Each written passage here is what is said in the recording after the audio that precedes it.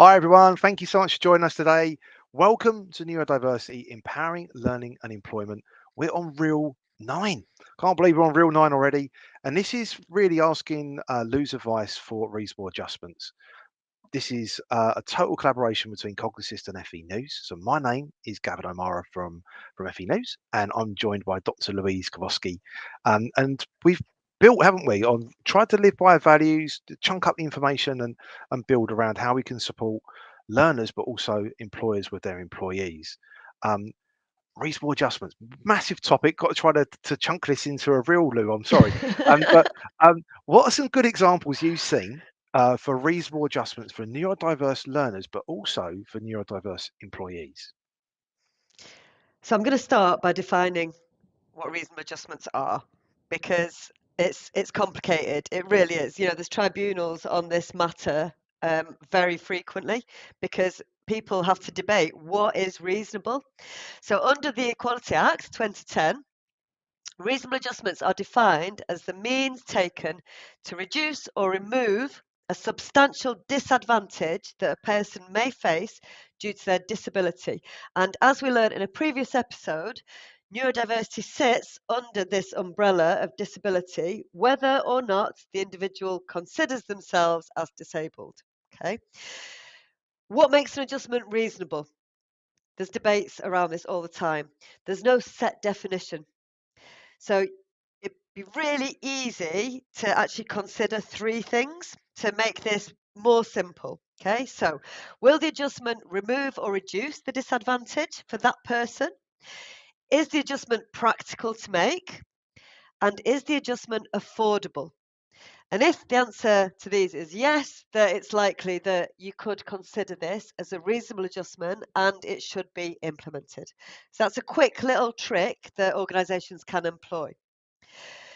In terms of the workplace, I thought it'd be useful to talk about some global workplace adjustments that can be employed. So these are adjustments that you should already have in place or be looking to implement to ensure that you are inclusive across the organisation for all your employees. So you could look at flexible working practices. Okay, maybe different hours, different days, but certainly flexibility needs to be incorporated. Workplace mentors is a really powerful one. A great way to improve efficiency and support is by pairing people together. And that might be, people across different teams, or it might be maybe somebody who has been in that workplace for a long time with a newbie, for example. Maybe it could be two people with the same diagnosis so they can learn strategies from each other. On that note as well, it's a really great idea to start thinking about building communities within your organization. So that could be for all types of groups, but basically getting that conversation going and elevating that culture of inclusivity. Really easy one you can employ is keep your company comms short and concise and succinct. So similar to what we have been doing today, Gavin, and throughout the last couple of months, we're keeping information really chunked up and more easy to remember and digest. Consider your lighting.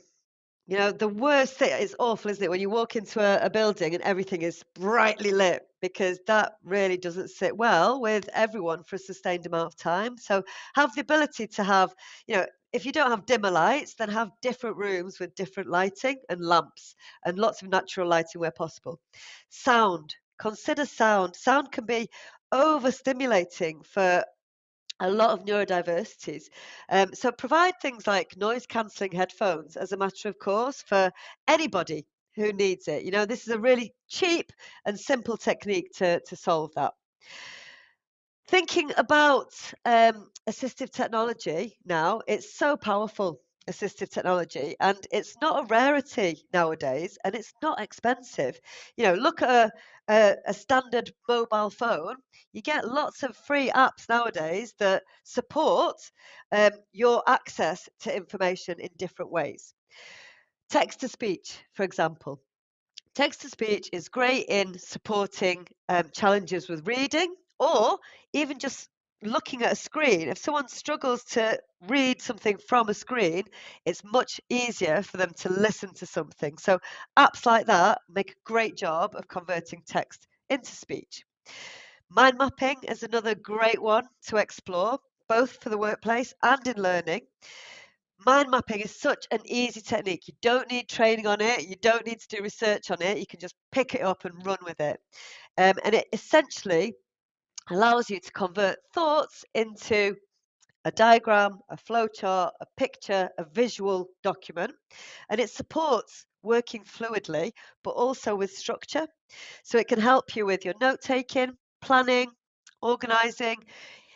Really great if your head is just full of information and you need to get it out onto a page to help make sense of it. Note taking software, fantastic. And voice recording as well. You know, every phone has a voice recording function now. Really great for just making voice notes for yourself if you prefer to record notes, record information that way. But also, if you're maybe listening to a lecture and you know it's a lot of verbal information that you want to capture because you're not going to remember it, just set your phone to do it. There's also, if you're a training provider, you might want to look at the Reasonable Adjustments Guidance and Matrix that is on the Institute for Apprenticeships website, which provides guidance for educator providers and endpoint assessment organisations as well. There's plenty of information out there on this topic, so go looking for it. That's great, Lou. Thank you so much. And I think even going back to those initial sort of free that you gave for advice, I think is really really cool for people just to start. Yeah. You know, I think the most important thing here is just to explore and start, isn't it? We've got to be able to support as many people as possible, and the benefits we've seen previous reels got rolling right back is around those Yeah. diverse teams, you know, and having different ways of being really productive from an employer perspective. I think it'd be something to be really interesting for people to explore. So thank you for joining us for Reel 9. Next week is Reel 10, and we're going to do a bit of reflection as to what people have fed back on previous reels for over the last 9, which will then be 10 weeks. And we're also going to do potentially a bonus neurodiversity empowering learner and employment, where we can do a little bit of time with you able to ask questions with Lou, because we've had feedback.